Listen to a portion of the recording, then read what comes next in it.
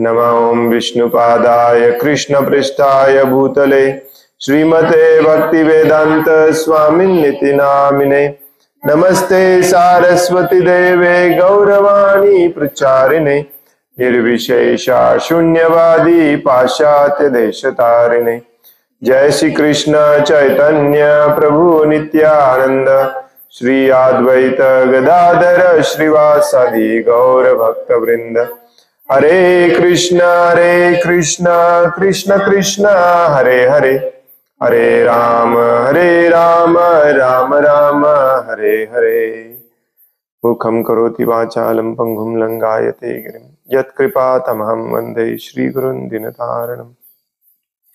हरे कृष्ण।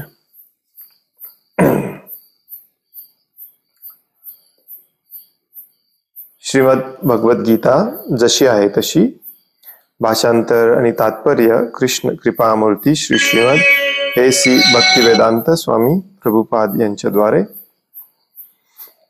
आपण वाचत आहोत अध्याय 2, सांख्ययोग किंवा गीतेचे सार।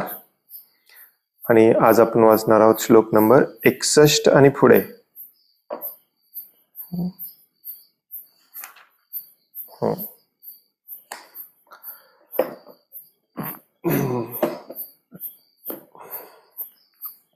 तानि सर्वाणि संयम्य युक्त आसीत मत्परः वशे हि यस्येन्द्रियाणि तस्य प्रज्ञा प्रतिष्ठिता। तानि सर्वाणि संयम्य युक्त आसीत मत्परः वशे हि यस्येन्द्रियाणि तस्य प्रज्ञा प्रतिष्ठिता। तानि सर्वाणि संयम्य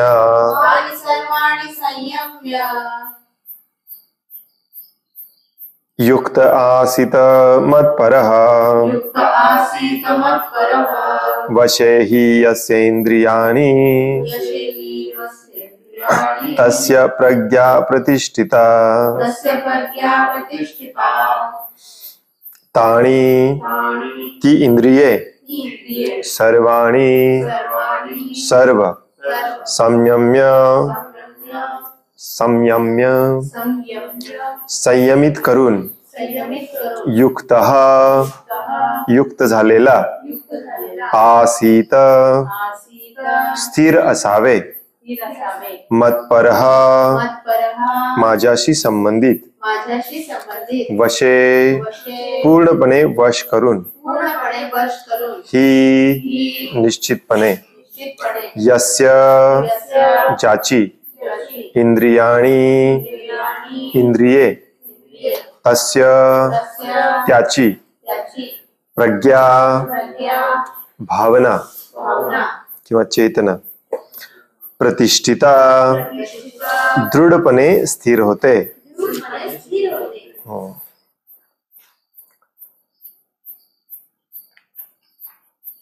मागच्या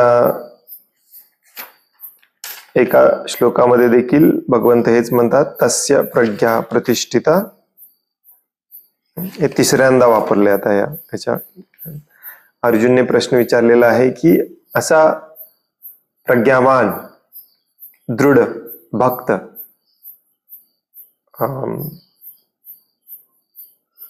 जो काय म्हणतात, अर्जुन काय म्हणतो त्याला, स्थित प्रज्ञा आहे। प्रज्ञ म्हणजे ज्ञानामध्ये स्थित असणे। तो कसा असतो, त्याची लक्षणं काय असतात तर भगवंत सांगत आहेत। पहिलं लक्षण म्हणजे इंद्रियांच्या इच्छांना तो बंद करतो। दुसरं लक्षण सांगतात ते म्हणजे या जगातल्या सुख दुःख भय क्रोध आसक्ती शुभ लाभ याचा काही परिणाम होत नाही त्याच्यावरती, स्वतःचं कर्तव्य करत राहतो। आणि मागच्या 2 दिवस वाचत आहेत की तो इंद्रियांना पूर्णपणे कंट्रोल करतो। जसं कासव आपल्या इंद्रियांना आतमध्ये ओढून घेतं, इंद्रिय विषय दिसल्यानंतर जसं कासव आपल्या अवयवांना आत ओढून घेतं, तसं इंद्रियांना इंद्रिय विषय दिसल्यानंतर इंद्रिय कंट्रोलमध्ये राहतात, आतमध्ये ओढून घेतल्यासारखे. आणि काल आपण वाचलं, हे थोडीफार मी उजळणी एवढ्यासाठी देतोय, कालचा श्लोक महत्वाचा आहे आजचा श्लोक समजण्यासाठी. कालच्या श्लोकामध्ये भगवंतांनी काय सांगितलं की ही इंद्रिय इतकी प्रबळ म्हणजे पॉवरफुल, बलवान आहेत आणि उच्छृंखल आहेत. उच्छृंखल म्हणजे रेडी टू गो, कायम ह्यांना काहीतरी पाहिजे, की हे अर्जुन या इंद्रियांना ताब्यात ठेवण्याचा प्रयत्न करणाऱ्या अगदी विवेकी पुरुषाच्या मनाला देखील ते बळजबरीने ओढून नेतात. सांगायचा मुद्दा आहे भगवंतांचा की अशा पद्धतीने जेव्हा इंद्रिय इतकी स्ट्रॉंग असतात तेव्हा तुम्ही त्याला कृत्रिमरित्या कंट्रोल करू शकत नाही. मग याच्यावरती उपाय काय आहे तो आजच्या श्लोकामध्ये सांगितलाय. ताणी सर्वाणी संयम्य युक्त आसित मत्पर. यातला हा मत जो शब्द आहे तो अत्यंत महत्वाचा आहे. मत म्हणजे माझ्यावरती, मतपर म्हणजे माझ्यावरती, माझ्याशी संबंधित, माझ्यासाठी. वशे ही इंद्रियस्या यस्य इंद्रियानी तस्य प्रज्ञा प्रतिष्ठिता. त्याचं भाषांतर आहे, जो इंद्रियांना पूर्णपणे वश करून त्यांचे संयमन करतो, कंट्रोल करतो आणि आपली भावना माझ्यामध्ये दृढपणे स्थिर करतो. इथे पहिल्यांदा भगवान श्रीकृष्ण सांगतात माझा हा शब्द पहिल्यांदा वापरतात. याच्या आधी भगवंतांना ईश्वर वगैरे वापरले, परंतु इथे पहिल्यांदा शब्द वापरतात माझा, आणि पुढे भरपूर ठिकाणी वापरतात. तर भगवद्गीतेचं जसं शिल प्रभुपाद सांगतात की भगवद्गीतेमध्ये भगवान श्रीकृष्ण डायरेक्टली एस्टॅब्लिश करतात की मी भगवान आहे आणि माझ्यावरती चेतना तुम्ही फिक्स केली पाहिजे, भावना फिक्स केली पाहिजे आणि माझ्यासाठी कर्म केलं पाहिजे, माझी सेवा केली पाहिजे. हा मी मी मी हा शब्द मी, माझा, मला शरण आलं पाहिजे, हे अनेक वेळा सांगितलेलं आहे भगवद्गीतेमध्ये. तरी असे भगवद्गीतेवरचे बरेच भाष्य आहेत, त्याच्यामध्ये भगवान श्रीकृष्णाला बाजूला ठेवलं जातं आणि फक्त तत्वज्ञान सांगितलं जातं दुर्दैवाने. तर म्हणून मी म्हटलं हे खूप महत्वाचं आहे. इंद्रियांना पूर्णपणे वश करून त्यांचे संयमन करतो आणि आपली भावना माझ्यामध्ये दृढ करतो, त्याला स्थिर बुद्धियुक्त मनुष्य असे म्हटले जाते. आता इथे डायरेक्टली सांगितलेलं नाही आहे की माझ्यामुळे तुम्ही इंद्रिय कंट्रोल करू शकता, परंतु बऱ्याच ठिकाणी आता पुढे सांगणार आहेत ऍक्च्युली, पुढच्या अध्यायामध्ये तर स्पष्टपणे सांगतात की तुम्ही कृत्रिमरित्या कर्म करायचं बंद करणे वगैरे, इंद्रियांना कंट्रोल करणे करू शकत नाही. माझ्यासाठी करायला लागा, आपोआप तुमची इंद्रिय कंट्रोल होतात, आपोआप तुमचं कर्म बदलतं. तर तो महत्वाचा मुद्दा आहे. तात्पर्य, योग सिद्धीची परिपूर्णता म्हणजेच कृष्ण भावना, याचे या श्लोकात स्पष्टपणे वर्णन करण्यात आले आहे. प्रभुपाद याच्याही पुढे जाऊन सांगतात की बऱ्याच प्रकारचे योगाचा अभ्यास लोक करतात, कुंडलिनी योग, ही प्रक्रिया, ती प्रक्रिया वगैरे वगैरे वगैरे, आणि त्या सगळ्यामध्ये आपल्याला ध्येय वेगळंच सांगितलं जातं. बरेचसे आजकाल युट्यूब वरती देखील आध्यात्मिक ज्ञान देणारे बरेचसे लोक आहेत, ते देखील आपल्याला भगवद्गीतेवरून वेगळंच काहीतरी सांगतात, जीवनाचा उद्देश हा असला पाहिजे, असला. सुरुवातीला आपण खूप इम्प्रेस होतो अशा लोकांकडून. का? कारण पूर्णपणे भगवंतांना शरण जायला कोणी सांगत नाही, तो आपल्याला आवडतो. कारण शरण आपल्याला जायचं नाहीये, हो की नाही? आणि मग तुम्हाला तुमची इंद्रिय तृप्ती करत करा म्हणणारा तर खूपच आवडतो. त्याच्याही पलीकडे एखादा साधू किंवा स्वामी महाराज तुम्हाला असं सांगायला लागला की पैसे कमवा, पैशाची गरज आहे, मी सांगतो तुम्हाला धन कसं कमवायचं, ही पूजा करा, अजून धन मिळेल तुम्हाला, असा साधू तर आपल्याला खूपच आवडतो, हो की नाही?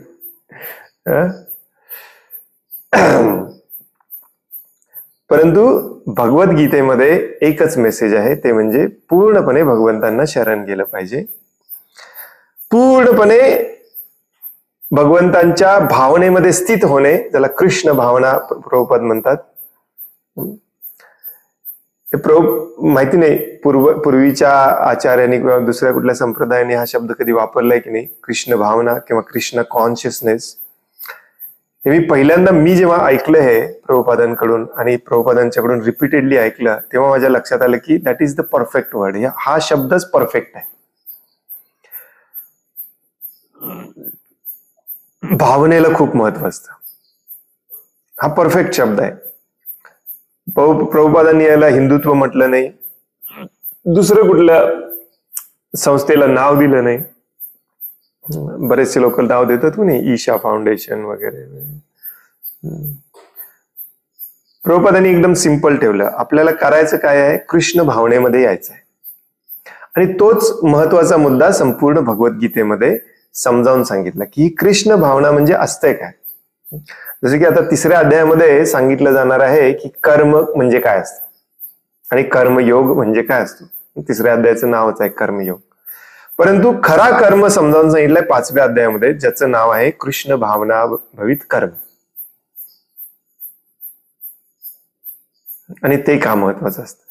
कर्म करायचंय भगवंतांना, परंतु ते कर्म करण्यामागे देखील ही कृष्ण भावना जागृत झाली पाहिजे.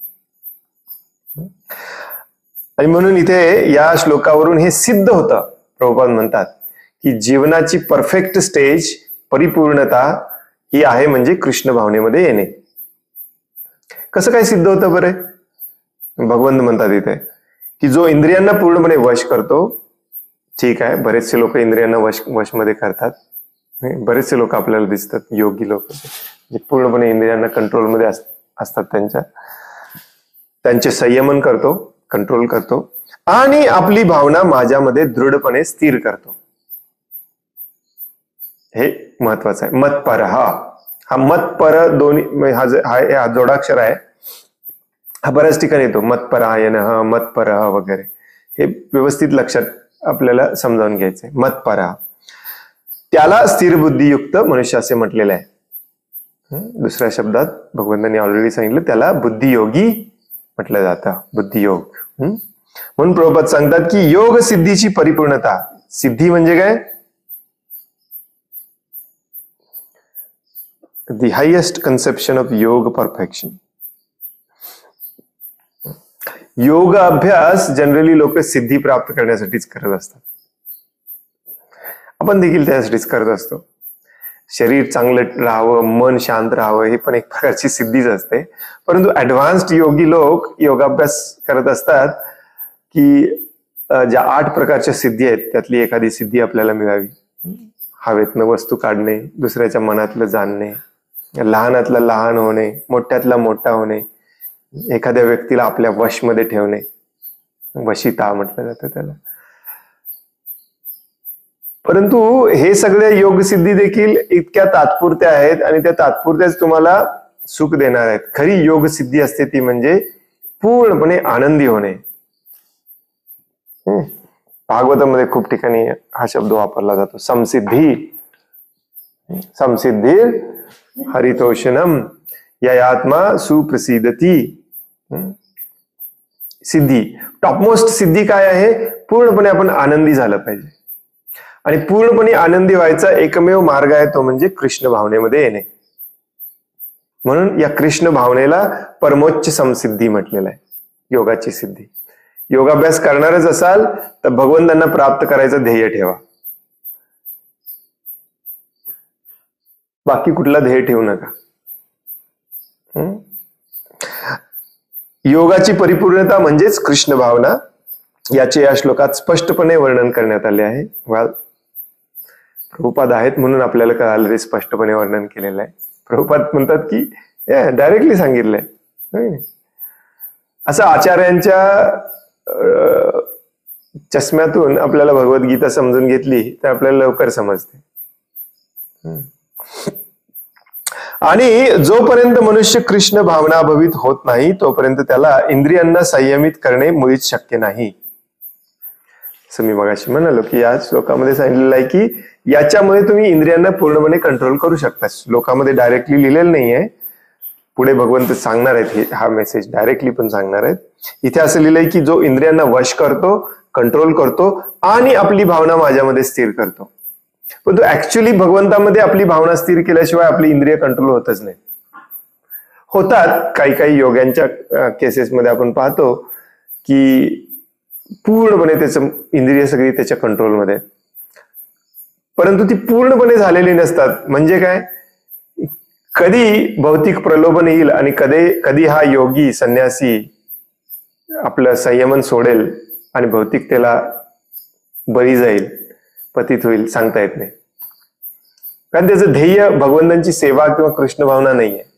त्याचं ध्येय सध्या फक्त इंद्रियांना कंट्रोल करणे. कशासाठी माहिती नाही, किंवा हायेस्ट काहीतरी मला मिळेल म्हणून. मग अशा पद्धतीने कृत्रिमपणे कंट्रोल केलेलं जास्त दिवस टिकत नाही. आपण काल प्रभुपादांनी उदाहरण दिलं विश्वामित्रचं. ऍक्च्युली विश्वामित्रांनी कंट्रोल करून ठेवलेलं कित्येक हजार वर्ष, आय डोंट रिमेंबर, 30,000 का 60,000 वर्ष. मग तुम्ही म्हणाल प्रभूजी हा काय थोडा कालावधी झाला काय? या भगवंतांच्या दृष्टिकोनातून ऍक्च्युली तुमचा सगळा कालावधी थोडा कालावधीच आहे. कारण भगवंतांच्या शरीरातून अख्खं ब्रह्मांड एका सेकंदाला बाहेर पडतं आणि एका सेकंदाला नष्ट होतं. त्या एका भगवंतांच्या सेकंदामध्ये ब्रह्माजी 43 लाख गुणिले 365 गुणिले 100 इतकं वर्ष जगतात. ते पण भगवंतांसाठी एक सेकंदच आहे. झुप बुप ब्लुप. आपलं काय, आपण किती वर्ष जगणार आहे, हो की नाही?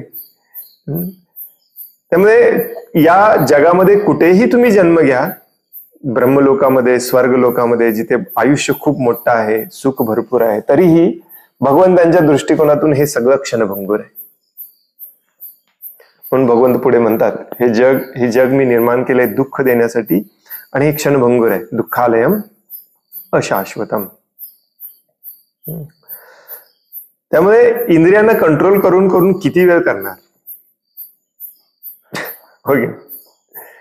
परंतु जो कृष्ण भावनाभवित होतो त्याची इंद्रिय आपोआप कंट्रोलमध्ये राहतात. असं का म्हटलं जाते? कारण तो आपली सगळी इंद्रिय वापरतोच भगवंतांसाठी. कंट्रोल करायचा प्रश्नच येत नाही तिथे. असं दाबून ठेवू शकत नाही आपण कधी इंद्रियांना, इंद्रियांच्या इच्छांना. प्रभुपाद खूप छान उदाहरण देतात. प्रभुपाद जिभेला हे मायावादी निर्विशेषवादी लोक विचार करतात की समोर गुलाबजामुन ठेवलाय, हा खाल्ला याची आसक्ती निर्माण होणार. हे पुढच्या श्लोकामध्ये आपण वाचणार आहोत उद्या. खूप महत्वाचे श्लोक आहेत उद्याचे, 62 आणि 63. अत्यंत महत्वाचे. तर मायावादी लोक असं विचार करतात की हा जर गुलाबजामुन मी खाल्ला तर मला हा अडकून ठेवणार, कारण त्यांनी वाचलेलं आहे शास्त्रामध्ये तसं. परंतु भक्त विचार करतो की भगवंतांची कृपा म्हणून हे मला गुलाबजामुन मिळालं असेल तर मी खाणार, आणि भगवंतांना नको असेल तर मी नाही खाणार. मला सुख पण होणार नाही, मला दुःख पण होणार. परंतु मजा अशी आहे की भगवंत आपल्या भक्तावरती तेवढंच प्रेम करतात जेवढं भक्त भगवंतांवर प्रेम करतात. त्यामुळे आपल्याला गुलाबजामुन खायला मिळतं. प्रभुपाद म्हणतात, मग मायावादी व्हायचं की नाही तुम्ही ठरवा, गुलाबजामुन पाहिजे की नाही तुम्ही ठरवा. तो आपल्या जिभेला कंट्रोल करत नाही. तो हे कृष्ण भावना भवित होणे हा शब्द खूप महत्वाचा आहे, लक्षात घे. बऱ्याच लोकांना हे कळत नाही. कृष्ण भावना भवित होणे, भगवंतांची भक्ती करणे म्हणजेच आपल्या सगळ्या इंद्रियांना भगवंतांच्या सेवेमध्ये लावणे. भगवंत म्हणाले हे कर, हे करायचं. भगवंत म्हणाले हे खा, हे खायचं. एवढं सोपं आहे. मग त्याचे इंद्रिय कंट्रोलमध्ये असतात. म्हणजे काय, त्याची इंद्रिय त्याच्या कर्मासाठी वापरली जात नाहीत, त्यामुळे त्याचं फळ मिळत नाही, त्यामुळे ते फळ त्याला बांधून ठेवत नाही, तो मुक्त होतो. मग आपण आता नॉर्मली विचार करायचा की हे सोपं आहे का? अनादी अनंत काल एका ठिकाणी बसून एका पायावर उभं राहून जबरदस्तीने इंद्रियांना कंट्रोल करणे सोपं आहे? आणि ते होत पण नाही, त्याची गॅरंटी पण नाही.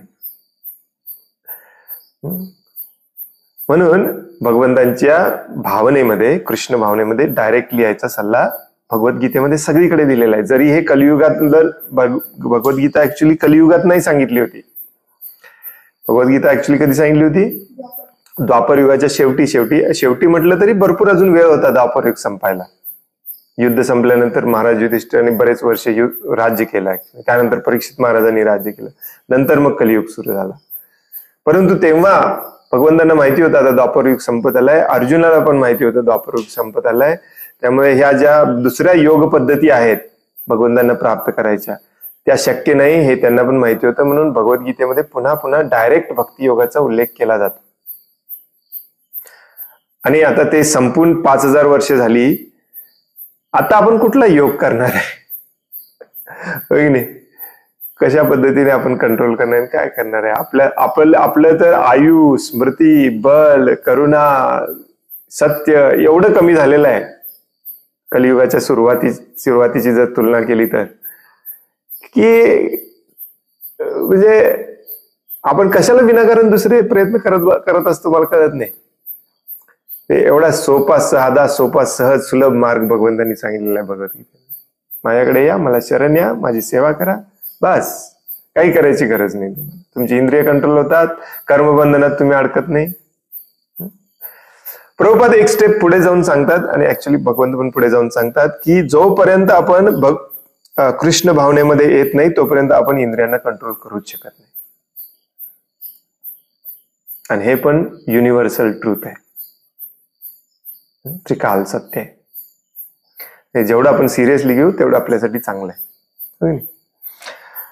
पूर्वीच सांगितल्याप्रमाणे दुर्वास मुनींनी अंबरीश महाराजांशी भांडण उरकून काढले आणि विनाकारण अहंकाराने क्रुद्ध झाले व त्यामुळे ते आपल्या इंद्रियांना आवरू शकले नाही. तर तुम्ही म्हणाल क्रोधित होणे आणि इंद्रियांचा काय संबंध? क्रोध हा डेंजरस असतो. स्वतःच्या इंद्रिय तृप्तीसाठी आलेला क्रोध तर अति डेंजरस असतो. अंबरीश महाराजांची आणि दुर्वास मुनींची कथा मी आता काही सांगत बसत नाही, बऱ्याच तुमच्यापैकी बऱ्याच लोकांना माहिती आहे. परंतु जनरली याच्यातून काय शिकायचं आपल्याला, की दुर्वास मुनी एक प्रख्यात महाफेमस असे ऋषी होते, मुनी होते. मुनीचा अर्थ असतो ज्याचं मन कंट्रोलमध्ये आहे, हो की नाही? बरेच सिद्धी प्राप्त झालेले होते त्यांना. हे जेव्हा यांचं भांडण झालं अंबरीश महाराजांचं आणि दुर्वास मुनींचं, दुर्वास मुनी ऍक्च्युली भगवत धामात जाऊन भगवंतांना भेटून आले. असं कसं काय? म्हणून ही सिद्धी खूप रेअर असते. तुम्हाला हे छोट्यातलं छोटं होणे, मोठ्यातलं मोठं होणे, एखाद्याला वशमध्ये करणे, हवेतनं वस्तू काढणे, हे तुम्ही आरामात शिकू शकता. एका ग्रहावरून दुसऱ्या ग्रहावर जाणे हे पण सोपं आहे, जसं अर्जुन जाऊन आला. परंतु इथून भगवत धामात जाणे आणि परत येणे ही सिद्धी सगळ्यात कठीण सिद्धी असते. कोणाला सहजासहजी तिची परवानगी नसते. ती सिद्धी दुर्वास मुनींकडे होती. तरी पण ते क्रोधित झाले, त्यांना कंट्रोल करता आलं नाही त्यांची इंद्रिय तृप्ती. परंतु अंबरीश महाराज त्यांच्या तुलनेमध्ये नाही ऋषी होते, नाही मुनी होते, एक गृहस्थ राजा. परंतु अंबरीश महाराज यांनी आपली सगळी इंद्रिय भगवंतांच्या सेवेमध्ये लावलेली. त्यामुळे त्यांना क्रोध येणे भेणे काही प्रकारच नव्हता. आणि या दोघांच्या भांडणामध्ये जिंकले पण शेवटी अंबरीश महाराज, हो की नाही? भगवंतांच्या कृपेने जिंकले. भगवंतांनी सुदर्शन चक्राने मारायचं ठरवलं दुर्वास मुनींना. आणि मग दुर्वास मुनी विचारायला गेला असं कसं काय? भगवंतांनी काय सांगितलं, मी थांबू शकत नाही आता. माझ्या भक्ताचा तू अपमान केलेला आहेस. जर माझ्या भक्तानी जर म्हटलं याला सोडा तरच मी आता तुला सोडणार, नाही तर तुला सोडणार नाही. तू परत जा आणि त्यांची माफी माग. मग दुर्वास मुनी येतात आणि त्यांची माग.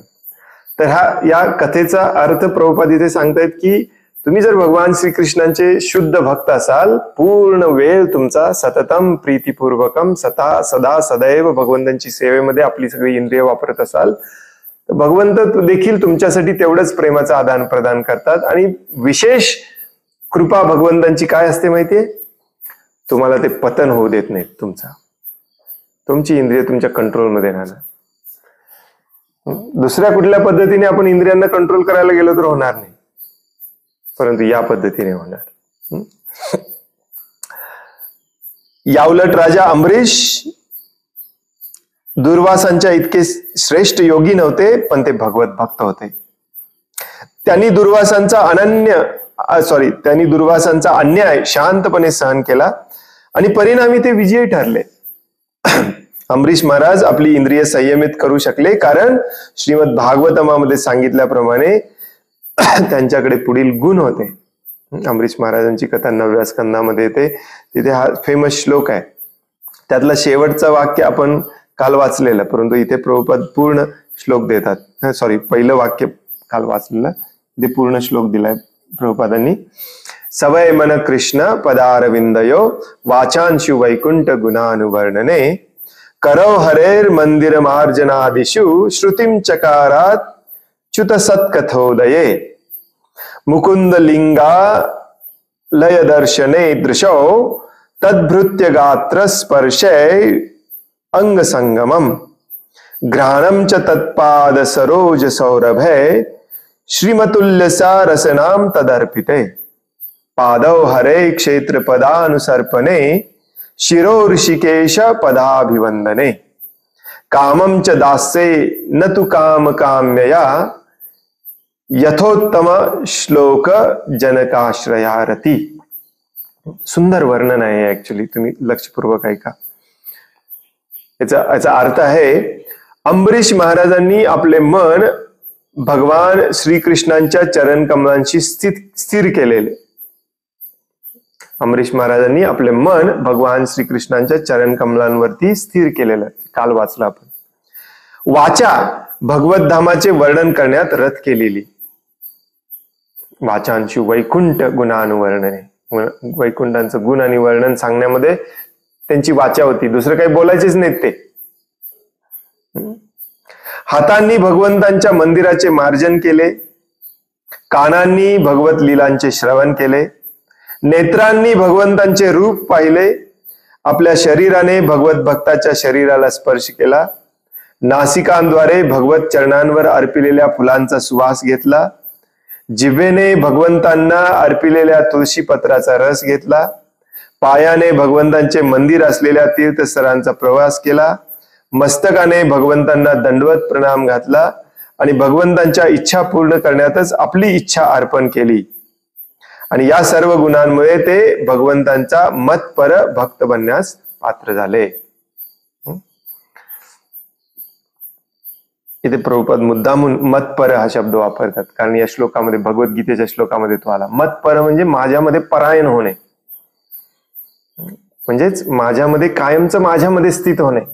माझाच विचार, माझीच सेवा, माझ्याचसाठी हातपाय हलवणे, माझ्याचसाठी सगळे इंद्रिय वापरणे, बस, दुसरं काही कामच नाही. तर हे शेवटच्या पॅराग्राफ मध्ये प्रभुपाद मतपर हा शब्द समजावून सांगतात. या संदर्भात मतपर हा शब्द अत्यंत महत्वपूर्ण आहे. अंबरीश महाराजांचे श्लोकाचा अर्थ कळाला तुम्हाला सगळ्या, एकदम सिंपल अर्थ आहे. म्हणजे प्रत्येक इंद्रिय हे अंबरीश महाराज भगवंतांच्या सेवेसाठी वापरायचे. राजा होते ते, राजाचं कर्तव्य देखील भगवंतांची सेवा म्हणूनच करायचे. तर इथे मग असा व्यक्ती मतपर होतो. प्रभुपाद म्हणतात, या संदर्भात मतपर हा शब्द अत्यंत महत्वपूर्ण आहे. मनुष्य कोणत्या प्रकारे मतपर होऊ शकतो हे अंबरीश महाराजांच्या जीवनावरून दर्शवण्यात आले आहे. मतपर परंपरेतील श्रेष्ठ विद्वान व महान आचार्य श्रीला बलदेव विद्याभूषण सांगतात. प्रभुपाद मुद्दामून हा शब्द पुन्हा पुन्हा वापरतात. मतपर शब्द अत्यंत महत्वपूर्ण आहे. मनुष्य कोणत्या प्रकारे मतपर होऊ शकतो हे अंबरीश महाराजांच्या जीवनावरून दर्शवण्यात आलेलं आहे. मतपर परंपरेतील म्हणजे काय, असे मतपर झालेले सगळे असले पाहिजेत आपले सगळे पूर्वाचार्य. काल्पना पण चर्चा करतो, गुरु कसा असला, गुरु भगवंतांचा मतपर असला पाहिजे, त्याचा गुरु भगवंतांचा मतपर असला पाहिजे. आजकाल त्याचे शोधणे थोडंसं कठीण जाते. मतपर परंपरेतील श्रेष्ठ विद्वान व महान आचार्य श्रीला बलदेव विद्याभूषण सांगतात, मद्भक्ती प्रभावेन सर्वेंद्रिय विजयपूर्विका स्वात्मदृष्टी सुलभेति भावः. भगवान श्रीकृष्णांच्या भक्तिपूर्ण सेवेच्या प्रभावानेच केवळ इंद्रियांचे पूर्णपणे संयम करणे शक्य आहे. श्रीला बलदेव विद्याभूषण हे प्रभुपादांसाठी खूप महत्वाचे होते.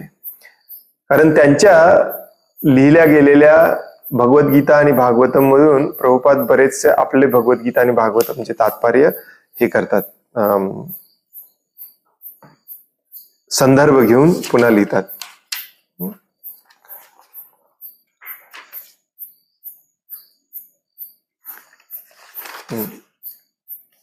तर तुम्ही भगवद्गीतेच्या पहिल्या पानावरती जर बघितलं, पहिल्या म्हणजे दुसऱ्या तिसऱ्या पानावरती तिथे लिहिलेलं आहे, जनरली लेखक हा आपलं जे पुस्तक असतं कोणाला तरी अर्पित करतो, अर्पण करतो.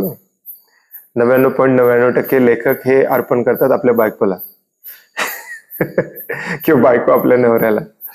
प्रभुपाद आपलं ही भगवद्गीता अर्पण करतात, समर्पण करतात. वेदांत तत्वज्ञानानुसार सुंदर गोविंद भाष्य लिहिणारे श्रील बलदेव विद्याभूषण यांना समर्पित. श्रीमद भागवतम मध्ये श्रील प्रभुपादांच्या तात्पर्यामध्ये देखील बऱ्याचदा तुम्हाला हे आढळेल की बलदेव विद्याभूषण, विश्वनाथ चक्रवर्ती ठाकूर हे त्यांचे जे पूर्वाचार्य होते यांचा संदर्भ ते नेहमी देतात. श्रीधर स्वामी. हे महत्वाचं आहे. का महत्वाचं आहे? कारण गुरु किंवा आचार्यांनी पूर्व आचार्यांचा शास्त्राचा संदर्भ न देता कधीही बोललं नसलं पाहिजे, कधीही बोललं नसलं पाहिजे. आणि प्रभुपाद ते काटेकोरपणे पाळायचे. आणि दुसरं महत्वाचं याच्यामध्ये काय शिकण्यासाठी आपल्यासाठी की श्रील प्रभुपाद यांनी या सगळ्या पूर्व आचार्यांच्या तात्पर्यांचा अभ्यास करून त्यातून आपल्याला या क्षणी आपण म्हणतो देश काल पात्राप्रमाणे काय उपयोगी पडतं ते बरोबर शोधून काढून आपल्याला लिहून दिलेलं आहे. याच्या पुढे जाऊन आपण देश काल पात्राप्रमाणे काही बदलत बसायचं नाही. प्रभुपादांनी दिलेलं आहे, जे करायचं आहे आपल्याला. हे बऱ्याच जणांना कळत नाही. प्रभुपाद जाऊन आता पुढे 50 वर्ष झाली, अजून याने भगवद्गीतेचे 2 अध्याय पण वाचले नाहीत आणि हा देश काल पात्राप्रमाणे बदलतो. देश काल पात्राप्रमाणे बदलायला प्रभुपादांच्या सारखं आचार्य व्हावं लागतं तुम्हाला. खूप खूप खूप खूप कष्ट केलेत प्रभुपादांनी आपल्यासाठी. चेष्टा नाहीये. बलदेव विद्याभूषण यांचं सगळं वाचून काढायचं, विश्वनाथ चक्रवर्ती ठाकूरांचं सगळं वाचून काढायचं. त्यांचे गुरु भक्ती सिद्धांत सरस्वती ठाकूर हे तर महान तत्वज्ञानी होते, त्यांचं सगळं वाचन करायचं. श्रीधर स्वामींचं वाचन करायचं. एवढे सगळे all the way Prabhupada actually प्रभुपादांचे शिष्य सांगतात प्रभुपाद ऍक्च्युली रूप गोस्वामींची बेंगाली पुस्तकं घेऊन बसायचे, त्यातून पण शोधून काढायचे मी ह्या माझ्या शिष्यांना काय सांगू. त्यामुळे प्रभुपादांचे वचन वाचा ही आपण खूप सिरियसली घेतली पाहिजे. तर प्रभुपाद इथे सांगतात की या मत परंपरेतील महान विद्वान आणि आचार्य श्रील बलदेव विद्याभूषण काय म्हणतात की भगवान श्रीकृष्णांच्या भक्तिपूर्ण सेवेच्या प्रभावानेच केवळ इंद्रियांचे पूर्णपणे संयमन करणे शक्य आहे, त्याच्याशिवाय नाही. काही वेळा अग्नीचेही उदाहरण दिले जाते. ज्याप्रमाणे धगधगता अग्नी खोलीमधील सर्व गोष्टी जाळून टाकतो, त्याचप्रमाणे योगाच्या हृदयामध्ये स्थित असणारे भगवान विष्णू सर्व प्रकारची अशुद्धता जाळून टाकतात. आपण किती वेळ धुत बसायचं? डायरेक्ट वॉशिंग मशीन मध्ये टाकायचं, भगवंत धुवून टाकतात सगळं.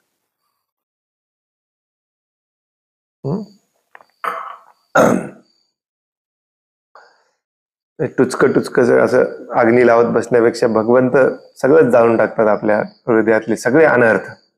आणि मग पूर्णपणे शुद्ध होतो आपण. या भगवंतांच्या कृपेशिवाय, भगवंतांच्या आश्रयाशिवाय हे करता येत नाही. हे खूप स्ट्रिक्टली आपण लक्षात ठेवलं पाहिजे. योग सूत्र सुद्धा शून्याचे नाही तर श्री विष्णूंचे ध्यान करण्यास सांगते. प्रभुपाद थोडस निर्विशेषवाद्यांवरती येतात की योगाच्या हृदयामध्ये भगवान स्थित आहेत. आपण सध्या भगवान कपिल देवांनी सांगितली योग पद्धती वाचत होतो मागचे 10-15 दिवस.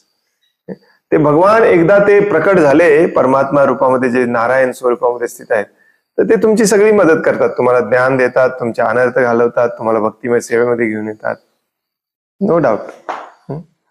त्यामुळे ध्यान त्यांच्यावर केला पाहिजे. बरेच लोक ध्यान करतात, हो की नाही. मेडिटेशन आजकाल फॅशन शब्द झालेला आहे. मेडिटेशन कुठे गेलता? मेडिटेशनला गेलो होतो.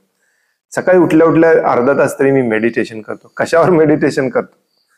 कुठल्या श्लोक मंत्रावर करतो, काही लोक शून्यावर करतात. मेडिटेशन हे भगवंतांवर करायचं असतं, ध्यान हे भगवंतांवर करायचं असतं. भगवद्गीतेत सांगितलेलं आहे, भागवतमध्ये सांगितलेलं आहे, बऱ्याच ठिकाणी सांगितलेलं आहे. ज्यांनी ही मेडिटेशनची प्रक्रिया शोधून काढली त्या पतंजली ऋषींनी पण सांगितलेलं आहे. हे लक्षात ठेवा तुम्ही. त्यामुळे शून्यावर ध्यान करणारा, योगसूत्रामध्ये सुद्धा सांगितलेलं आहे शून्यावर नाही तर श्री विष्णूंचे ध्यान केले पाहिजे. योगसूत्र म्हणजेच पतंजलीची योगसूत्र.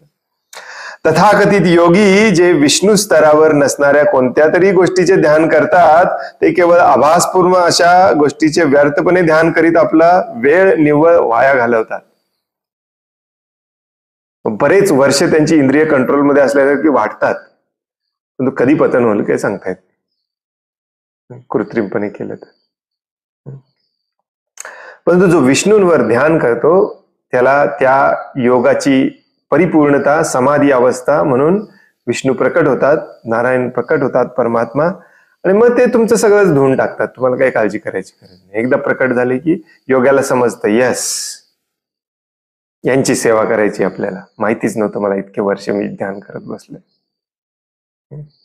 आणि तेच भक्ती योगामध्ये अजून सुलभ होता. तुम्हाला पहिल्या दिवसापासूनच सांगितलंय यांची सेवा करायची आपल्याला. लवकरात लवकर तुमची सगळी इंद्रिय तृप्तीची इच्छा सोडून, काम वासना सोडून तुम्ही यांच्या सेवेमध्ये आला तर तुमची जीवनाची परिपूर्णता झाली, परफेक्शन झाला.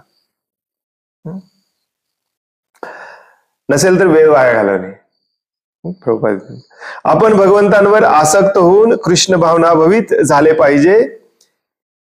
वास्तविक योगाचा हाच अंतिम उद्देश आहे. भगवद्गीतेमध्ये पण 6व्या अध्यायाला ध्यान योग म्हटलेला आहे. आणि त्या ध्यान योगामध्ये भगवंत पण थोडंफार ओव्हरव्ह्यू देतात. असं बसलं पाहिजे, नाकावर ध्यान केलं पाहिजे, असं इंद्रिय कंट्रोल केली पाहिजेत, मन कंट्रोल केलं पाहिजे, ब्रह्मचर्याचं पालन केलं पाहिजे, अशा मॅटवर बसलं पाहिजे, अशा ठिकाणी बसलं पाहिजे, आणि मन कंट्रोल केलं पाहिजे, इंद्रिय कंट्रोल केले पाहिजे. अर्जुन थोडस वाद घालतो, परंतु त्या अध्यायाच्या सगळ्यात शेवटच्या वाक्यामध्ये, शेवटच्या श्लोकामध्ये भगवंत सांगतात की कशाचं पण ध्यान करा, परंतु बेस्ट योगी तोच असतो जो माझ्यावरती ध्यान करतो, परमात्म्यावरती नाही, विष्णूवरती नाही, म्हणजे भगवंतांवरती नाही, ईश्वरावरती नाही. हे कुठलंही विशेषण वापरलेलं नाहीये तिथे. तिथे डायरेक्टली सांगतात जो माझ्यावरती ध्यान करतो. योगी नाम अपि सर्वेशाम, सर्व योगांमध्ये श्रेष्ठ तोच योगी असतो जो माझ्यावरती ध्यान करतो. मदगते अंतरात्मना, आतमध्ये माझ्यावरती ध्यान करतो. श्रद्धावान भजते यो माम. What is the next after that? भजन्ते माम दृढव्रतांनो. तोच श्रद्धावान असतो, तोच माझी सेवा करत असतो. भजते यो माम. तर प्रभुपादांचं हे शेवटचं वाक्य त्याच्यावर आधारित आहे. आपण भगवंतांवर आसक्त होऊन कृष्ण भावनाभवित झाले पाहिजे.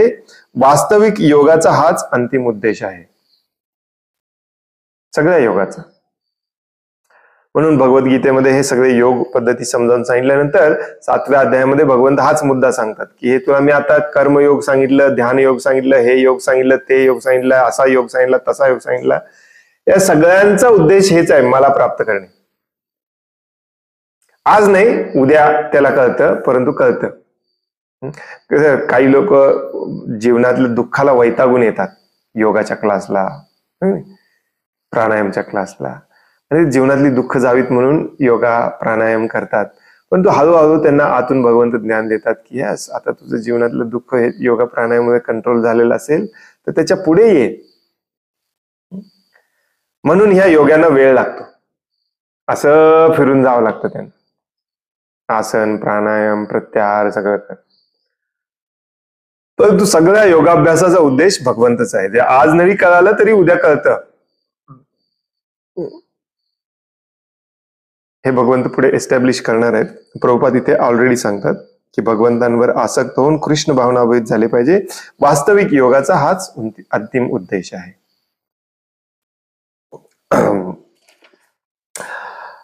हरे कृष्ण. इथे आज आपण थांबूया.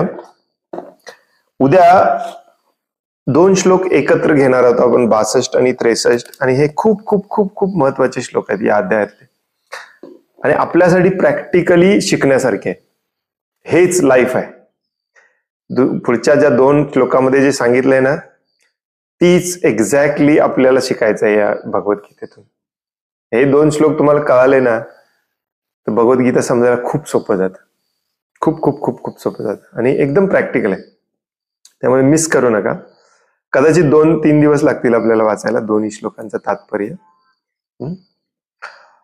हरे कृष्ण. कोणाला काही प्रश्न आहे, काही सांगायचं आहे?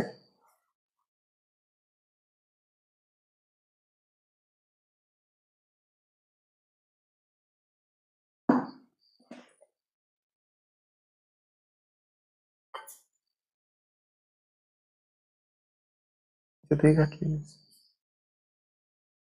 सब.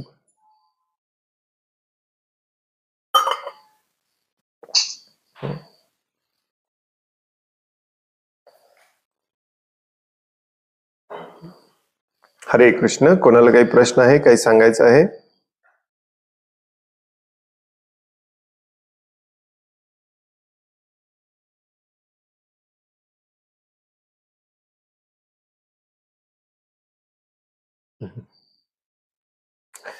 हरि बोल. खूप खूप धन्यवाद.